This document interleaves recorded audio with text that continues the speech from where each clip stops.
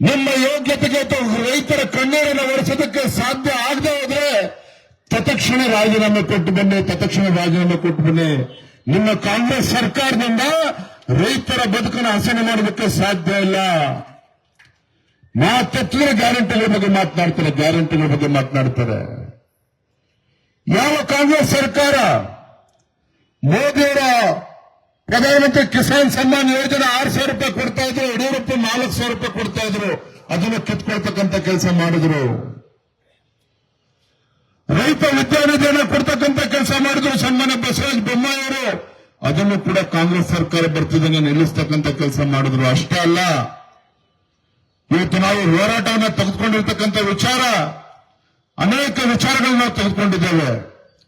ಬಹಳ ಪ್ರಮುಖವಾಗಿರ್ತಕ್ಕಂಥ ವಿಚಾರ ಅಂತ ಹೇಳಿದ್ರೆ, ಹಿಂದೆ ಬಿಜೆಪಿ ಸರ್ಕಾರ ಇದ್ದಾಗ ಸನ್ಮಾನ್ಯ ಯಡಿಯೂರಪ್ಪ ರೈತ ನಾಯಕರು ಇವತ್ತು ಗ್ರಾಮೀಣ ಭಾಗದಲ್ಲಿರ್ತಕ್ಕಂಥ ನಮ್ಮ ರೈತಾಪಿ ವರ್ಗದ ಜನರಿಗೆ ಅನುಕೂಲ ಆಗಬೇಕು, ನಮ್ಮ ತಾಯಂದ್ರಿಗೆ ಅನುಕೂಲ ಆಗಬೇಕು ಅಂತ ಹೇಳಿ ಹೈನುಗಾರಿಕೆಗೆ ಪ್ರೋತ್ಸಾಹ ಧನವನ್ನು ಕೊಡ್ತಕ್ಕಂಥ ಕೆಲಸ ಮಾಡಿದ್ರು.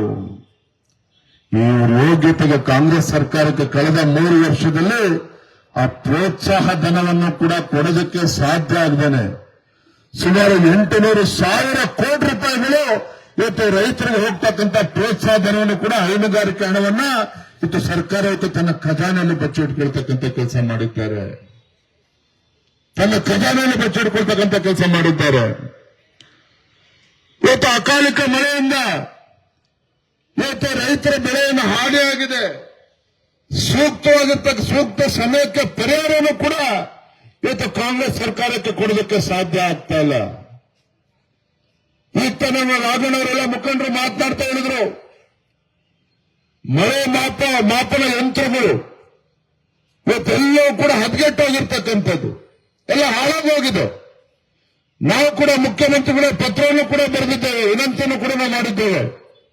ಇವ್ರ ಯೋಗ್ಯತೆಗೆ ಆ ಮಾಪನ ಯಂತ್ರಗಳನ್ನು ಕೂಡ ಸರಿಪಡಿಸೋದಕ್ಕೆ ದುಡ್ಡು ಕೊಡೋದಕ್ಕೂ ಕೂಡ ಆಗ್ತಾ ಇಲ್ಲ. ಇದು ಪರಿಣಾಮ ಏನು? ಇವತ್ತು ರೈತರ ಮಾಪನ ಯಂತ್ರ ಇವತ್ತು ಹಾಳಾಗಿದೆ ಅಂತ ಹೇಳಿದ್ರೆ ಇವತ್ತು ಸರ್ವೆ ಕೂಡ ಮಾಡೋದಕ್ಕೆ ಸಾಧ್ಯ ಆಗೋದಿಲ್ಲ, ರೈತರಿಗೆ ಪರಿಹಾರ ಕೊಡೋದಕ್ಕೆ ಸಾಧ್ಯ ಆಗೋದಿಲ್ಲ. ಅಂದ್ರೆ ಇಂಥ ದುಸ್ಥಿತಿಗೆ ಕಾಂಗ್ರೆಸ್ ಸರ್ಕಾರ ಬಂದಿದೆ ಅಂತ ಹೇಳಿದ್ರೆ ಅದಕ್ಕೆ ಸರಿಪಡಿಸೋದಕ್ಕೂ ಕೂಡ ದುಡ್ಡು ಕೊಡದೇ ಇರ್ತಕ್ಕಂಥ ದುಸ್ಥಿತಿಗೆ ಕಾಂಗ್ರೆಸ್ ಸರ್ಕಾರ ಬಂದಿರತಕ್ಕಂಥದ್ದು. ಇವತ್ತು ಮುಂಗಾರು ಪ್ರಾರಂಭ ಆಗ್ತಾ ಇದ್ರು ಕೂಡ ರೈತರಿಗೆ ಅಗತ್ಯ ಇರ್ತಕ್ಕಂಥ ಬಿತ್ತನೆ ಬೀಜ ಕೊಡೋದಕ್ಕೆ ಸಾಧ್ಯ ಆಗ್ತಾ ಇಲ್ಲ, ರಸಗೊಬ್ಬರ ಕೊಡೋದಕ್ಕೆ ಸಾಧ್ಯ ಆಗ್ತಾ ಇಲ್ಲ. ಇವತ್ತು ನಮ್ಮ ಯೋಗೇಶನ್ನ ಹೇಳ್ತಾ ಇದ್ರು ಬೆಳಗ್ಗೆ, ಎಲ್ಲಿಗೆ ಬಂದ್ಬಿಟ್ಟಿದೆ ಪರಿಸ್ಥಿತಿ ಅಂತೇಳಿ ಅಧಿಕಾರಿಗಳು ಹೇಳ್ತಾರಂತೆ. ಯಾರು ಬಗರ್ ಹುಕುಂ ಜಮೀನನ್ನು ಸಾಗುವಳಿ ಮಾಡ್ತಾ ಇದ್ದಾರೆ, ಮೆಕ್ಕೆಜೋಳ ಬೆಳೀತಾ ಇದ್ದಾರೆ, ಅವರಿಗೆ ನಾವು ರಸಗೊಬ್ಬರ ಕೊಡೋದಕ್ಕೆ ಸಾಧ್ಯ ಆಗೋದಿಲ್ಲ, ಬಿತ್ತನೆ ಬೀಜ ಕೊಡೋದಕ್ಕೆ ಸಾಧ್ಯ ಆಗೋದಿಲ್ಲ ಅಂತೇಳಿ. ಅಂದ್ರೆ ದೇವರ ಕೊಟ್ಟರು ಕೂಡ ಪೂಜಾರಿ ಕೊಡದೇ ಇರತಕ್ಕಂಥ ಪರಿಸ್ಥಿತಿ ನಿರ್ಮಾಣ ಆಗಿದೆ. ಕೇಂದ್ರ ಸರ್ಕಾರ ಇವತ್ತು ರಸಗೊಬ್ಬರ ಪೂರೈಕೆ ಮಾಡಿದ್ರೂ ಸಹ ಇವತ್ತು ಬಗರ್ ಹುಕುಂ ಸಾಗುವಳಿ ಮಾಡತಕ್ಕಂಥ ರೈತರಿಗೆ ಕೊಡೋದಕ್ಕೆ ಸಾಧ್ಯ ಆಗೋದಿಲ್ಲ ಅಂತೇಳಿ ಇವತ್ತು ಅಧಿಕಾರಿಗಳು ಮಾತಾಡ್ತಾ ಇದ್ದಾರೆ ಅಂತ ಹೇಳಿದ್ರೆ ಈ ಕಾಂಗ್ರೆಸ್ ಸರ್ಕಾರ ಆ ರೀತಿ ತಾಕೀತನ್ನು ಮಾಡ್ತಾ ಇರ್ತಕ್ಕಂಥದ್ದು, ಅವ್ರ ರೀತಿ ತಾಕೀತನ್ನು ಮಾಡ್ತಾ ಇರ್ತಕ್ಕಂಥದ್ದು. ಅಂದ್ರೆ ಕಾಂಗ್ರೆಸ್ ಸರ್ಕಾರಕ್ಕೆ ನಾವು ಭಾರತೀಯ ಜನತಾ ಪಾರ್ಟಿ ಭಾಷಣ ಮಾಡ್ತಿದ್ದೀವಿ ಅಂತಲ್ಲ, ಈ ಕಾಂಗ್ರೆಸ್ ಸರ್ಕಾರಕ್ಕೆ ಮಾನ್ಯ ಮುಖ್ಯಮಂತ್ರಿಗಳಿಗೆ ಇವತ್ತು ರೈತರ ಪರವಾಗಿ ಒಂದು ಕಿಂಚಿತ್ತೂ ಕೂಡ ಕಾಳಜಿ ಇರದೇ ಇರತಕ್ಕಂಥದ್ದು ಹಲವಾರು ಬಾರಿ ನಾವು ನೋಡಿದ್ದೇವೆ. ನಾವು ಒಂದೇ ಒಂದು ಉದಾಹರಣೆನ ಕೊಡ್ತೇನೆ. ಭೀಕರ ನೆರೆ ಯಡಿಯೂರಪ್ಪ ರಾಜ್ಯದ ಮುಖ್ಯಮಂತ್ರಿಗಳು ಏಕಾಂಗಿಯಾಗಿ ಇವತ್ತು ಸಚಿವ ಸಂಪುಟದ ವಿಸ್ತರಣೆ ಕೂಡ ಆಗಿರಲಿಲ್ಲ. ಉತ್ತರ ಕರ್ನಾಟಕ, ಬೆಳಗಾವಿ, ಕೊಪ್ಪಳ, ರಾಯಚೂರು ಆ ಮಳೆಯಿಂದ ಆ ಬಡವರೇನು ಮನೆಯನ್ನ ಕಳೆದುಕೊಂಡಿದ್ರು. ಕೇಂದ್ರ ಸರ್ಕಾರದ NDRF ಪ್ರಕಾರ 1,25,000 ಕೊಡಬೇಕಾಗಿತ್ತು. ಆದರೆ ನಿನ್ನೆ ಯಡಿಯೂರಪ್ಪನವರು 1.25 ಲಕ್ಷದಲ್ಲಿ ಬಡವ ಮನೆ ಕಟ್ಕೊಳ್ಳೋದಕ್ಕೆ ಸಾಧ್ಯ ಆಗೋದಿಲ್ಲ ಅಂತ ಹೇಳಿ ಅಲ್ಲೇ ಅದೇ ಸ್ಪಾಟ್ನಲ್ಲಿ ರೈತರ ಜೊತೆಲಿದ್ದಾಗ ರಾಜ್ಯ ಸರ್ಕಾರದಿಂದ 4 ಲಕ್ಷ ರೂಪಾಯಿ ಘೋಷಣೆ ಮಾಡಿ ಮನೆ ಕಳ್ಕೊಂಡಂತ ಬಡವನಿಗೆ 5.25 ಲಕ್ಷ ರೂಪಾಯಿ ಕೊಡ್ತಕ್ಕಂಥ ಕೆಲಸ ರಾಜ್ಯ ಸರ್ಕಾರ ಮಾಡ್ತು, ಯಡಿಯೂರಪ್ಪ ಮುಖ್ಯಮಂತ್ರಿಗಳಿದ್ದಾಗ ಮಾಡಿದ್ರು. ಯಾಕೆ ಅಂತ ಹೇಳ್ತಾ ಇದ್ದೇನೆ ಅಂತ ಹೇಳಿದ್ರೆ ಈ ರಾಜ್ಯದ ಮುಖ್ಯಮಂತ್ರಿಗಳಿಗೆ ಗೊತ್ತಾಗಬೇಕಾಗ್ತದೆ.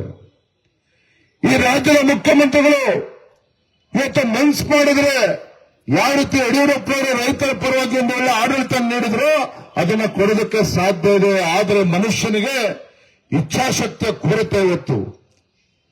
ಬಡವರ ಬಗ್ಗೆ ರೈತರ ಬಗ್ಗೆ ಕಾಳಜಿ ಇಲ್ಲದೆ ಇರತಕ್ಕಂಥ ಕಾಂಗ್ರೆಸ್ ಸರ್ಕಾರ ಏನಿದೆ ಇಚ್ಛಾಶಕ್ತಿಯ ಕೊರತೆಯ ಪರಿಣಾಮವಾಗಿ ಇವತ್ತು ರೈತರು ಕಂಗಾಲಾಗಿ ಇವತ್ತು ಬೀದಿ ಬೀಳ್ತಕ್ಕಂಥ ಪರಿಸ್ಥಿತಿ ನಿರ್ಮಾಣ ಆಗಿದೆ. ಇವತ್ತು ಶಿವಮೊಗ್ಗ ಜಿಲ್ಲೆಯಲ್ಲಿ ಇತ್ತೀಚೆಗೆ ಭಾರಿ ಮಳೆಯಿಂದಾಗಿ ಇವತ್ತು ಸುಮಾರು 12 ಲಕ್ಷ ಇವತ್ತು ಅಡಿಕೆ ಮರಗಳು ಉರುಳು ಬಿದ್ದಿರ್ತಕ್ಕಂಥದ್ದು. ಅದಕ್ಕೂ ಕೂಡ ಪರಿಹಾರವನ್ನು ಕೊಡೋದಕ್ಕೆ ಸಾಧ್ಯ ಆಗಿಲ್ಲ. ಇವರು ರೈತರ ಪರವಾಗಿರ್ತಕ್ಕಂಥ ಸರ್ಕಾರ ಅಂತ ಇವತ್ತು ಬಡಾಯಿ ಕೊಚ್ಕೊಳ್ತಕ್ಕಂಥ ಕೆಲಸವನ್ನ ಮಾಡ್ತಾರೆ. ನೋಡಿ, ನಮ್ಮ ಮುಖಂಡರು ನೆನಪು ಮಾಡಿಕೊಟ್ರು. ಯಡಿಯೂರಪ್ಪ ಮುಖ್ಯಮಂತ್ರಿಗಳಿದ್ದಾಗ ಭೂಶ್ರೀ ಯೋಜನೆ, ಕಿಸಾನ್ ಕ್ರೆಡಿಟ್ ಕಾರ್ಡ್ ಹೊಂದಿರತಕ್ಕಂಥ ರೈತರಿಗೆ ಹೆಚ್ಚುವರಿಯಾಗಿ 10,000 ಪ್ರೋತ್ಸಾಹ ಧನವನ್ನು ಕೂಡ ನಮ್ಮ ಭಾರತೀಯ ಜನತಾ ಪಾರ್ಟಿ ಸರ್ಕಾರ ಯಡಿಯೂರಪ್ಪ ಮುಖ್ಯಮಂತ್ರಿಗಳಿದ್ದಾಗ ಮಾಡ್ತಾ ಇದ್ರು. ಅದನ್ನು ಕೂಡ ನಿಲ್ಲಿಸ್ತಕ್ಕಂಥ ಕೆಲಸ ಮಾಡಿದ್ದಾರೆ. ರೈತ ವಿದ್ಯಾರ್ಥಿ ಬಗ್ಗೆ ನಾವು ಉಲ್ಲೇಖ ಮಾಡಿದೆ. ಇದೆಲ್ಲವೂ ಬಿಡು ಸ್ವಾಮಿ. ಇವತ್ತೇನು ಗೃಹಲಕ್ಷ್ಮಿ ಬಗ್ಗೆ ಅವ್ರು ಮಾತನಾಡ್ತಲ್ಲ. ಇವ್ರು ನೋಡಿ ಎಷ್ಟು ದುಷ್ಟಿದ್ದಾರೆ ಅಂದ್ರೆ ಕಾಂಗ್ರೆಸ್ ಸರ್ಕಾರದವರು. ಏನು ಟ್ರಾನ್ಸ್ಫಾರ್ಮರ್ ಬಗ್ಗೆ ಉಲ್ಲೇಖ ಮಾಡಿದ್ರು, ಯೋಗೇಶಣ್ಣ ಉಲ್ಲೇಖ ಮಾಡಿದ್ರು ಕಾಣುತ್ತೆ. 20-30 ಸಾವಿರ ರೂಪಾಯಿ ಕೊಟ್ಟರೆ ರೈತರ ಹೊಲಕ್ಕೆ ಟ್ರಾನ್ಸ್ಫಾರ್ಮರ್ ಬಂದು ಬೀಳ್ತಾ ಇತ್ತು. ಇವತ್ತು 2-3 ಲಕ್ಷ ರೂಪಾಯಿ ಕೊಟ್ಟರು ಕೂಡ ಇವತ್ತು ಟ್ರಾನ್ಸ್ಫಾರ್ಮರ್ ಹಾಕಿಸ್ಕೋದಕ್ಕೆ ರೈತರಿಗೆ ಸಾಕಾಗ್ತಾ ಇಲ್ಲ.